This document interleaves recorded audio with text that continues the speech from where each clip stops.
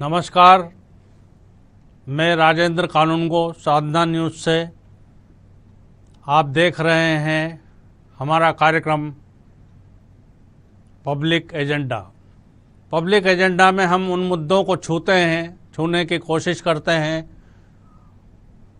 जो सीधे जनता से जुड़े हुए होते हैं और जनता जिनसे सीधी लाभान्वित होती है या जनता को जिनसे नुकसान होता है, और इन विषयों पर, इन मुद्दे पर चर्चा करने के लिए हम विभिन्न लोगों से उनके विचार जानते हैं। कोई समस्या है तो उसका हल निकालने का प्रयास करते हैं और इसी प्रकार के मुद्दों पर को लेकर के हम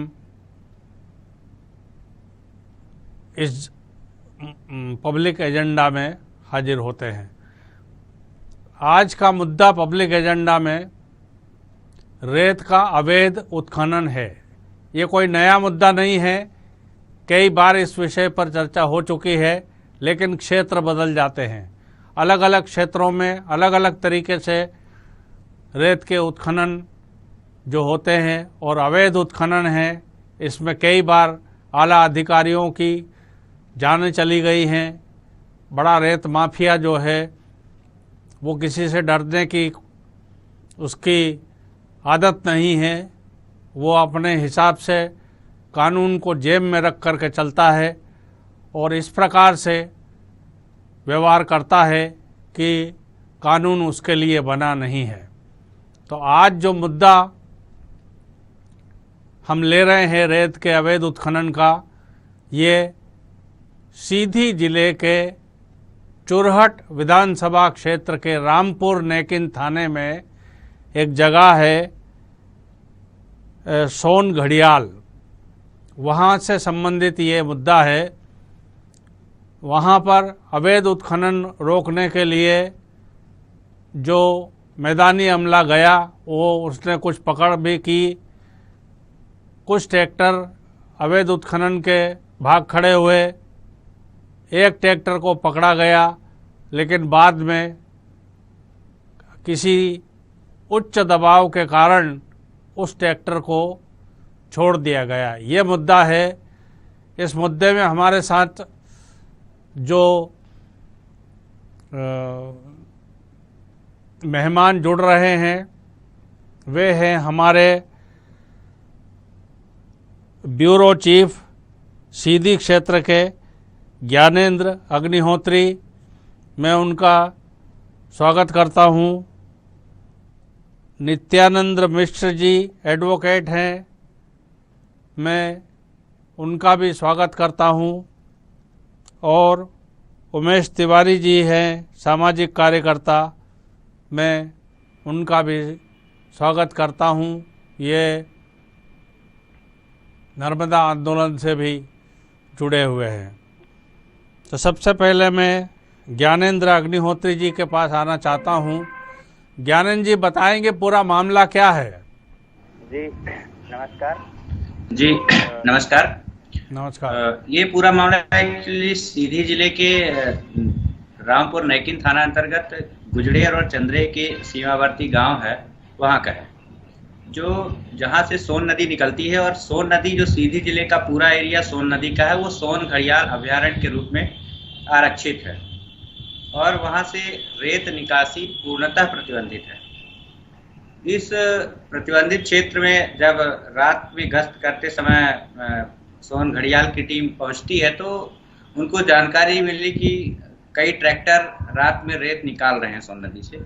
वो उस मौके पर पहुंचते हैं और मौके पर पहुंचने के बाद कई ट्रैक्टर वहां से भाग खड़े होते हैं। एक ट्रैक्टर उन्हें पकड़ लिया।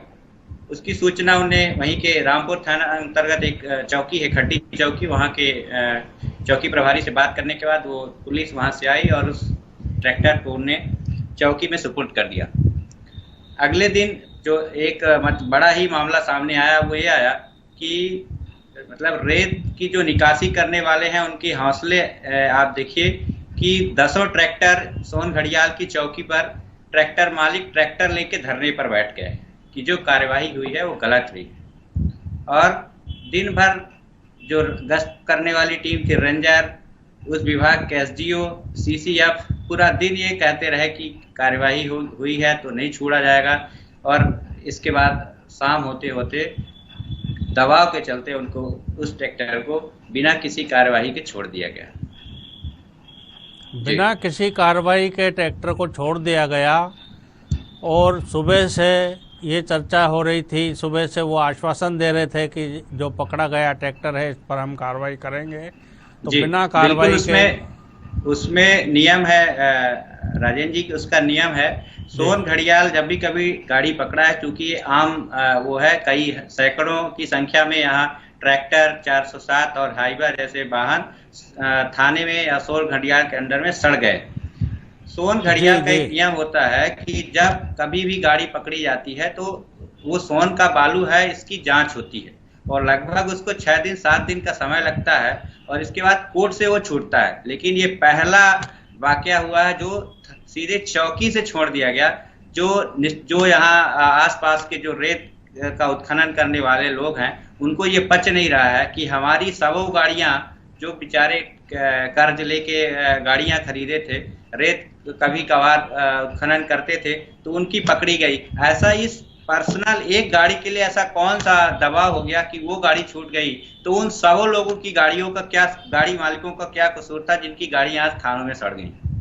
बिल्कुल, थाने में पड़ी रहती है, गाड़ियां सड़ जाती है लेकिन वो छूट नहीं पाती है, और ये एक गाड़ी छूट गई तो निश्चित रूप से इसके पीछे कोई न कोई पावरफुल लोग लगे होंगे, तभी ये गाड़ी जो है छूटी गई है। मैं अब जो है उमेश तिवारी जी के पास आना चाहता हूँ। उमेश तिवारी जी, आपने ज्ञानेंद्र अग्निहोत्री जी की बात सुनी है, तो ये गाड़ी पकड़ने और छोड़ने और इससे रेत के उत्खनन होने से किसको फ़ायदा हो रहा है, किसको नुकसान हो रहा है? जनता का नुकसान हो रहा है, सरकार की रॉयल्टी जा रही है, इस पर क्या राय है आपकी, क्या कहना चाहते हैं आप? कानून घोष साहब नमस्कार, आवाज आ रही है? जी आ रही है, बोले। एक तो पहले सुधार कर लीजिए, मेरे नाम के नीचे जो पट्टी आ रही बीजेपी नेता लिखा है, तो उसको सुधारिए। मैं बीजेपी का नेता नहीं हूँ। अच्छा, बीजेपी नेता नहीं है, ये सामाजिक कार्यकर्ता हैं, नर्मदा आंदोलन से जुड़े हैं। जी हाँ, वो पट्टी आपकी बीजेपी नेता करके आ रही है, पट्टी को हम सुधरवाते हैं। जी अच्छा, दूसरा बात, जो आपने जो विषय उठाया है सीधी जिले के अवैध उत्खनन का, खासकर रेत के अवैध उत्खनन का, उसके बारे में हमारे भाई ज्ञानेंद्र अग्निहोत्री ने जिस पर्टिकुलर विषय को आप आज चर्चा कर रहे हैं उसमें विस्तार से उन्होंने अपनी बात रखी है। मेरा ये मानना है कि सीधी जिले में, क्या पूरे मध्य प्रदेश में, आज ये बरसों बरस से मध्य प्रदेश की सारी नदियों का सीना छलनी कर दिया गया है अवैध रेत माफियाओं के द्वारा। उसी कड़ी में सीधी जिले की जो महत्वपूर्ण 3 नदियां हैं, सोन, गोपद और बनास, उनका भी सीना इन रेत माफियाओं के द्वारा छलनी किया गया है। इसके लिए हम लोगों ने बहुत संघर्ष भी किया। हमने तो एक बड़ी पदयात्रा निकाली थी, आपके जो बाणसागर डैम है उससे लेकर सीधी सोन के किनारे किनारे तक, जिसकी कवरेज के लिए बीबीसी के संवाददाता सलमान रावी भी आए थे। ये राष्ट्रीय पैमाने पर उठाया गया था, लेकिन कहीं कुछ इतनी मोटी चमड़ी का शासन और प्रशासन है और माफिया का जो साठगांठ है, इसमें कहीं कुछ भेद हम लोग कर नहीं पा रहे हैं।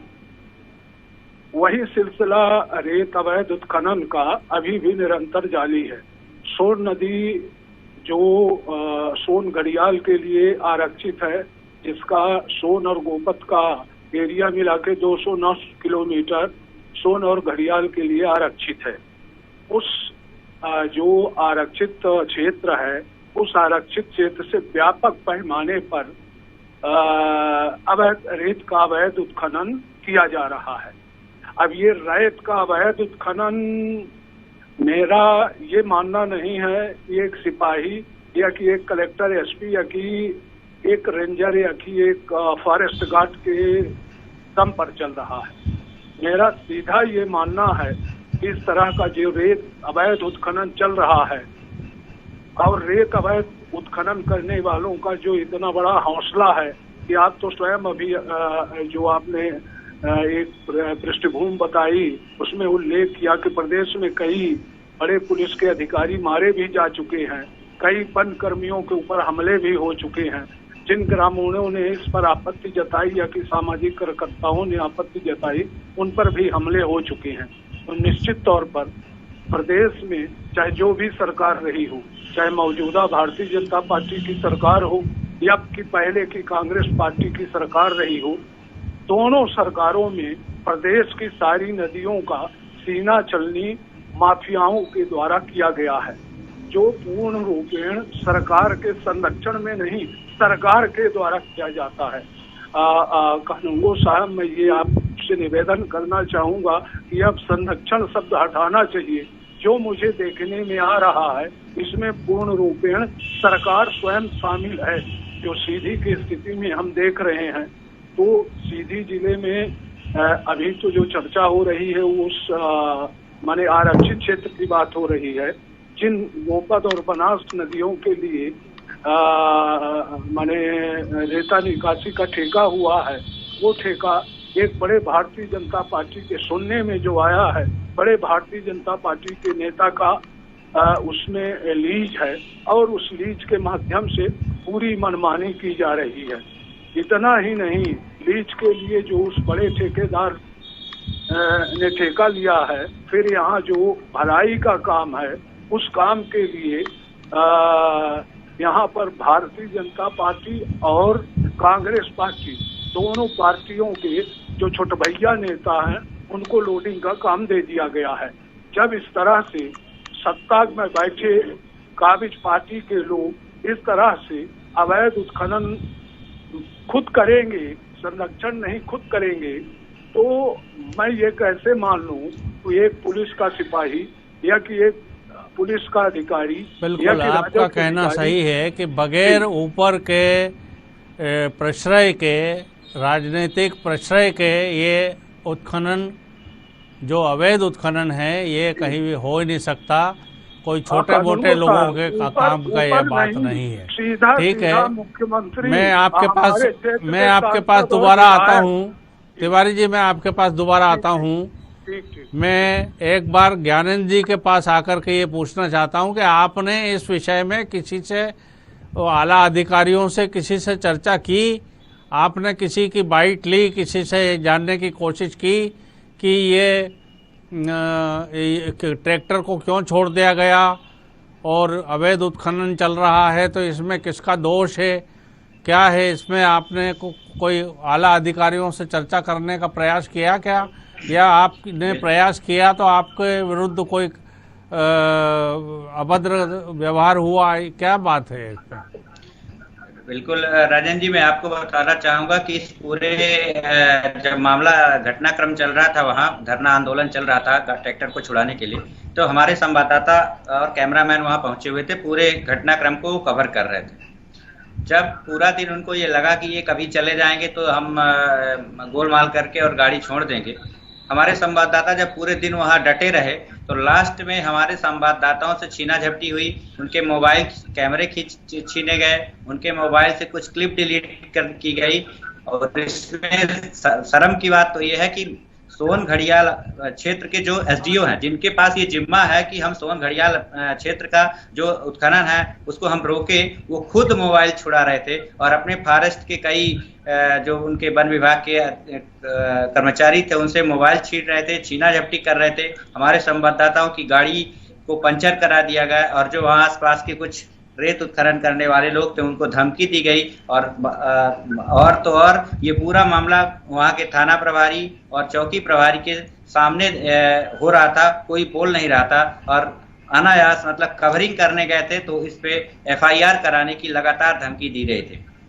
इसके बाद अगले दिन जब अगले दिन CCF और STO इन सब से बात करने का प्रयास किया गया कि बात कर लें, इनके बयान ले लें, SP साहब से बात करने का प्रयास किया गया, लेकिन कोई इस विषय में बोलने को तैयार नहीं है। पता नहीं किसका इतना दबाव है, किसका इतना संरक्षण है कि खुली लूट करने के लिए पूरी छूट दे रखी गई। बिल्कुल बिल्कुल, आपने अधिकारियों से संपर्क करने का प्रयास किया लेकिन उसमें आपको सफलता नहीं मिली और उल्टे आप पर जो है और आपके संवाददाताओं पर जो है कार्रवाई हुई, FIR कराने की अवैध तरीके से जो है रोका गया। नित्यानंद मिश्र जी, मैं आपके पास आता हूं, आप एडवोकेट हैं, आपके नज़र में क्या ये कार्रवाई और जो ये चल रहा है, अभी आपने दोनों की, उमेश तिवारी जी की और ज्ञानेंद्र अग्निहोत्री जी की बात सुनी, आपकी नज़र में एक एडवोकेट होने के नाते आपको क्या लगता है कि ये जो कार्रवाई जो हुई है ये सही है? देखिए, एज एडवोकेट तो ठीक है, मैं सोन घड़ियाल सेंचुरी और सोन नदी में अवैध उत्खनन को लेके काफी दिनों से मैं सक्रिय रहा हूँ। मैंने इसको लेके एनजीटी में याचिका भी दायर की थी और एनजीटी में याचिका भी पेंडिंग है। और एनजीटी में सुनवाई के दौरान कई बार ये रिकॉर्डेड फैक्ट है कि कोर्ट ने ये माना है कि इलीगल माइनिंग पुलिस प्रशासन के सहयोग से चल रही है। 2019 में एक हाई पावर कमेटी एनजीटी ने कंस्टिट्यूट की थी और उस कमेटी ने ये माना था कि लगभग 2 करोड़ रुपए का अवैध रेत का उत्खनन प्रतिदिन सोन घड़ियाल सेंचुरी के आसपास सोन नदी से होता है।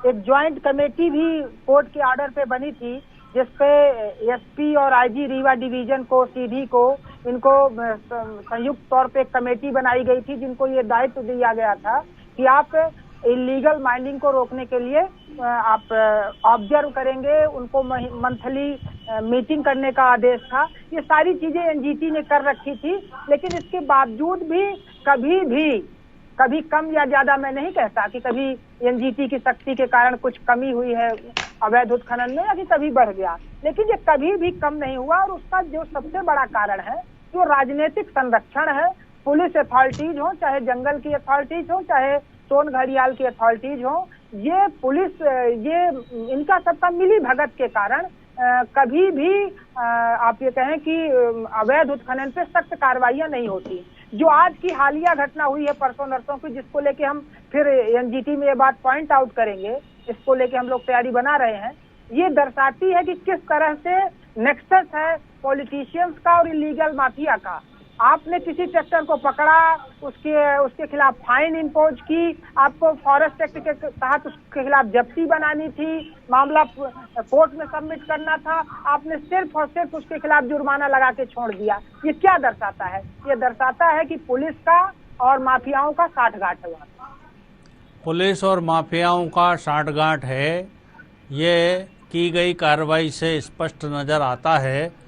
हम वहाँ के सीधी क्षेत्र के जो सांसद हैं माननीय रीति पाठक जी, उस क्षेत्र में मंत्री हैं पटेल जी, उस क्षेत्र में कमलेश पटेल जी, उस क्षेत्र में पूर्व विधायक और पूर्व नेता प्रतिपक्ष अजय सिंह जी हैं।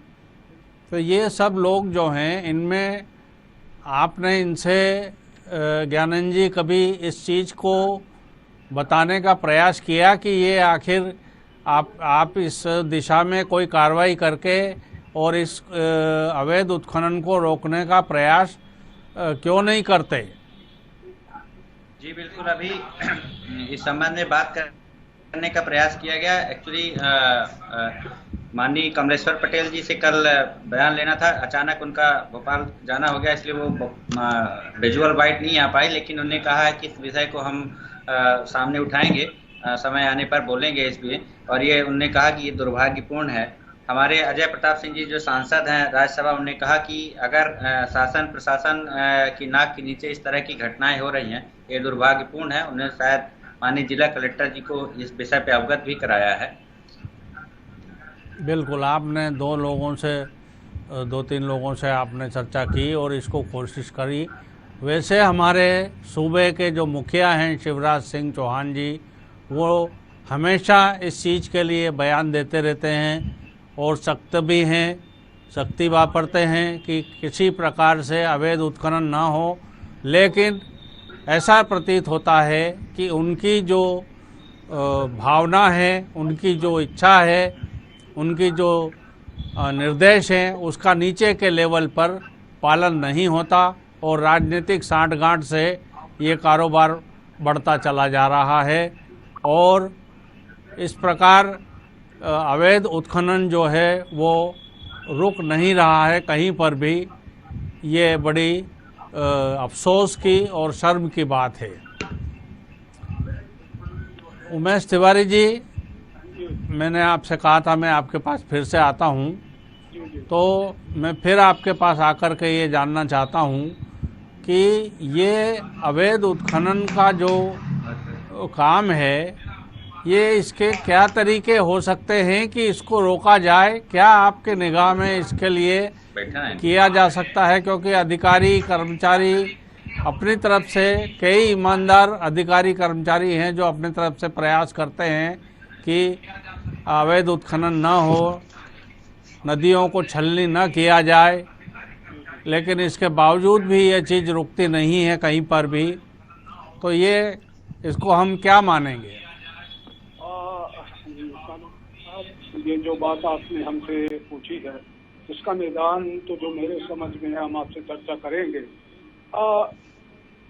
एक बात जो अभी आपने ज्ञानेंद्र जी से पूछी कि क्या इस अवैध माइनिंग के खिलाफ कार्यवाही के लिए नेता प्रतिपक्ष पूर्व मंत्री कमलेश्वर पटेल सांसद जी से क्या आपने बात की? मैं ये चाहूँगा ये जो आपका ये संचार माध्यम है, ये जनता के लिए एक रोशनी का काम करता है, इसमें सही बात आनी चाहिए।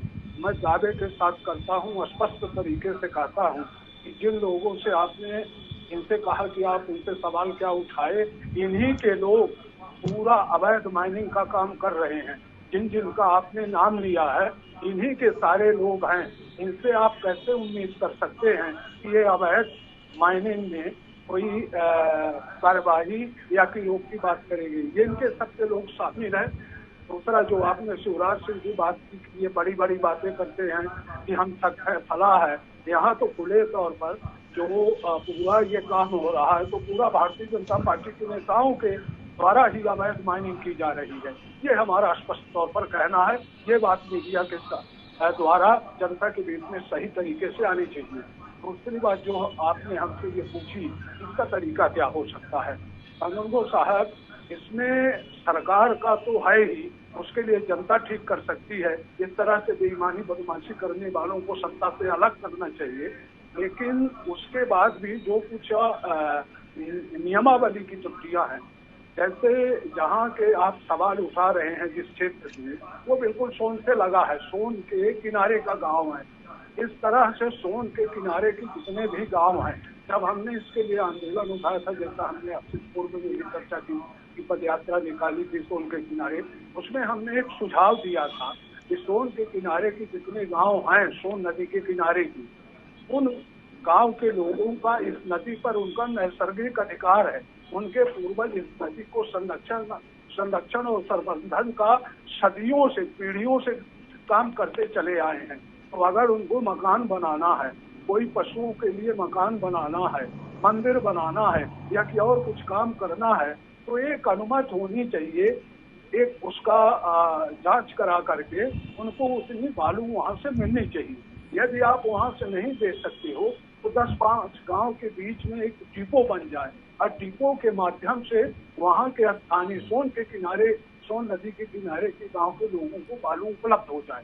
तो ये जो अवैध माइनिंग का काम चल रहा है, असली बात ये कहेंगे तिवारी जी कि सैया भय कोतवाल अब डर काहे का, ये जो बात है ये लागू होती है। एक बात हमारी ये हो जाए कि इसके विकल्प की, इसका तरीका क्या हो सकता है, तो एक तो ये हो सकता है।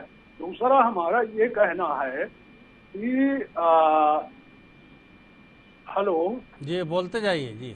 हाँ, हमारा ये कहना है कि सोन के किनारे के लोगों को बालू उपलब्ध होनी चाहिए। तो सीधी जिले के, चाहे वो रीवा की सीमा हो, सतना की सीमा हो, उत्तर प्रदेश की सीमा हो, सिगरौली की सीमा हो, सभी सीमाओं में बैरियर लगे हैं, तो बाहर बालू जा नहीं सकती है। रही जो ये अवैध माइनिंग का काम कर रहे हैं छोटे भाई, ये तो गांव के लोग मजबूरी में लेते हैं। भाई आज स्थिति ये है कि जहाँ ठेका से बालू, जहाँ से लोग मंगाने के लिए मजबूर हैं, एक हाइबा बालू लगभग 30,000 में पड़ती है। अगर सोन से उनको बालू मिल जाए तो वही एक हाइबा 3,000 में मिलता है। इतना बड़ा 5,000 में इतना बड़ा जहाँ अंतर है तो इस अंतर को समाप्त करना चाहिए। लोगों के उपयोग के लिए बालू मिलनी चाहिए, उसके लिए तरीका ढूंढना चाहिए। ये फिजूल की बात ना होनी चाहिए कि संरक्षण है, वो फलाना है। अरे भाई, संरक्षण है तो यहाँ के सांसद को ये सवाल उठाना चाहिए कि लोगों को दिक्कत आ रही है, उनको भाई लोकसभा में उठाओ, राष्ट्रपति के पास जाओ, जहाँ से कहीं से ये अनुमति। तिवारी जी, समय की कमी है, इसको हमको क्लोज करने के लिए आगे बढ़ना पड़ेगा। मैं एडवोकेट नितिन जी से के पास आना चाहता हूँ। आप जो है नित्यानंद जी, ये बताएं कि आपने जो याचिका दायर कर रखी है हाई कोर्ट में भी आपने जो की है, उसकी प्रगति क्या हुई, कहाँ तक आप पहुँचे, कहाँ तक उसमें निर्णय की स्थिति आने की संभावना लग रही है आपको? 2014 से ये कंटिन्यूअस प्रोसेस है। आप ये नहीं कहते, ये कंटिन्यूअस प्रोसेस है। आप ये नहीं कह सकते कि कोर्ट ने एक बार ऑर्डर कर दिया तो आप अवैध उत्खनन रुक जाएगा। 2014 से लगातार ये मामला चल रहा है, कोर्ट की संज्ञान में है। कोर्ट ने कई बार इसमें टीम कंस्टिट्यूट की। अब आप कोर्ट के ऑर्डर के उपरांत ही सोन नदी के चारों तरफ धारा 144 लगाई गई। विगत आप ये 5 वर्षों का जो मेरे पास आंकड़ा है, मेरे हिसाब से लगभग 600 से ज्यादा ट्रक कॉन्फिस्केटेड हुए हैं, जब्त हुए हैं इस कोर्ट के आदेश के उपरांत। तो कोर्ट लगातार इस मामले पे आदेश दे रखा है, कोर्ट ने सख्त आदेश दे रखे हैं। लेकिन देखिए, इम्प्लीमेंटिंग एजेंसी जो है वो लोकल का पुलिस ऑफिसर है, लोकल का जंगल का अधिकारी है। जब उनकी साठगांठ होती है तो कोर्ट आदेश भर दे सकती है, इम्प्लीमेंटेशन का काम इनका है। ये इम्प्लीमेंटेशन गलत कर रहे हैं। बाकी कोर्ट ने अपनी तरफ से सारे आदेश दे रखे हैं। तीनों जिलों के, रीवा, सीधी, सतना, शहडोल, चारों जिलों के कलेक्टर को हर 15 दिन में बैठने का आदेश है कि आप एक ज्वाइंट कमेटी बनाएंगे, हर 15 दिन में आप बैठेंगे। चारों जिलों के एसपीओ को निर्देश है कि आप ज्वाइंट कमेटी बैठा के हर 15 दिन में आप लोग बैठेंगे। और ये मैं हवा में नहीं कह रहा हूँ, ये कोर्ट के ऑर्डर की मैं बात कर रहा हूँ कि कोर्ट के ऑर्डर में ये लिखा हुआ है कि आप इस तरह की कार्रवाइयां करेंगे। हर नदी में जहाँ आपको ये मालूम चलता है कि भाई यहाँ से ट्रांसपोर्टेशन हो रहा है, वहाँ पे आप गड्ढा खोद देंगे, लोगों को जागरूक करेंगे, तारबाड़ी करेंगे, चौकियां बैठाएंगे। इवन कोर्ट के ऑर्डर पे स्टाफ बढ़ाया गया है, लगभग 3 गुना हुआ सोन घड़ियाल का स्टाफ। बिल्कुल ठीक है मिश्रा जी, तरफ से गलती नहीं की मिश्रा जी, समय की कमी है। मैं ज्ञानंद जी के पास आखिरी प्रतिक्रिया के लिए आ रहा हूँ। ज्ञानंद जी, सबसे पहले तो साधना न्यूज़ की तरफ से आपने इस मुद्दे को उठाया, जागरूक किया लोगों को। आज उस क्षेत्र में ये हड़कंप मचने की स्थिति तो आई है कि भाई हम जो चाहें वो नहीं कर सकते। आखिर जो लोकतंत्र का चौथा खंभा है वो सक्रिय है और वो हमें इस तरीके से चाहे जो काम अपनी मन मर्जी का नहीं करने दे सकता। लेकिन उसके साथ ही जो आला अधिकारी हैं ऊपर के, उनको भी ये देखना है कि इस प्रकार की स्थिति कब समाप्त होगी और जो नीचे के उनके अधिकारी जो काम करके लाते हैं उस पर उनको ध्यान रखना पड़ेगा। और यदि आप कोई 2-4 शब्दों में आप इसको कंक्लूड कर सकते हैं, ज्ञानंद जी अपनी कोई बात रखना चाहते हैं तो आप इसको जल्दी से जल्दी आप इसको समाप्त कर दें। जी बिल्कुल, इस तरह की जो घटनाएं हो रही हैं जिसमें एक तरफा जो निर्णय आला अधिकारियों द्वारा लिया गया है, इस चैनल के माध्यम से उन सबसे आग्रह भी है कि आने वाले समय में मैं ये चैनल के माध्यम से चाहूँगा कि वो जो इस तरह की कार्यवाही किए हैं कि मतलब जो आज हर जगह चर्चा है कि हंसी का पात्र हो गया है सोन घड़ियाल, वो अपनी छवि को आगे आने वाले समय में फिर से जो उसका काम है उसमें वो अडिग रहें और किसी दबाव में आके इस तरह की कार्यवाही या कार्यवाही करने के बाद गाड़ियों को छोड़ने को, अपराधियों को छोड़ने का काम ना करें। बिल्कुल बिल्कुल सही है। आप तीनों हमारे साथ जुड़े, उमेश तिवारी जी, नित्यानंद मिश्रा जी, ज्ञानेंद्र अग्निहोत्री जी, हम आप तीनों का जो है वो धन्यवाद अदा करते हैं। और रेत के उत्खनन को, जो अवैध उत्खनन हो रहा है प्रदेश भर में, उसको रोकने पर कार्रवाई होना बहुत ज़रूरी है। सरकार की रॉयल्टी मारी जाती है और उसको रोकने वालों के विरुद्ध भी जो है वो कई प्रकार से षड्यंत्र करके या डायरेक्ट उनको जो है वो हताहत किया जाता है। तो ये चीज़ समाप्त होना चाहिए। आज पब्लिक एजेंडा में जो मुद्दा था अवैध रेत उत्खनन का, उसको यहीं समाप्त करते हैं और आप मुझे आज्ञा दीजिए। देखते रहिए साधना न्यूज़ के अगले कार्यक्रम। नमस्कार।